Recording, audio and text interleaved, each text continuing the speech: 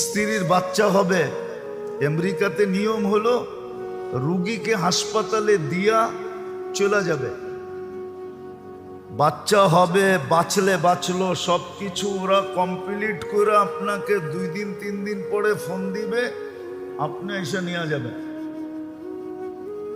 কিন্তু স্বামী তো নাছোড়বান্দা,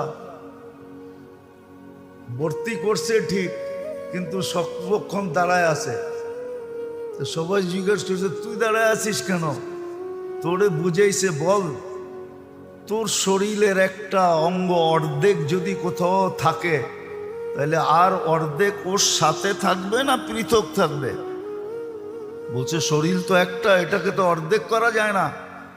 তো বলে, এ তো আমার অর্ধাঙ্গনী। কি অর্ধেক অঙ্গ না? তো আমি ওর থেকে পৃথক থাকি কি করে? ও তো 10 মাস কষ্ট করলো আমার বাচ্চার জন্য, আমি ওর জন্য 2 দিন কষ্ট করতে পারবো না? এই স্বামী স্ত্রীর ভালোবাসার টান দেখা, এটা ইসলামই আছে, আর কোথাও নাই।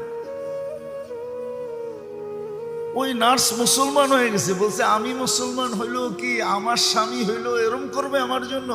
বলছে অবশ্যই, এটা আমাদের ইসলামের নীতি।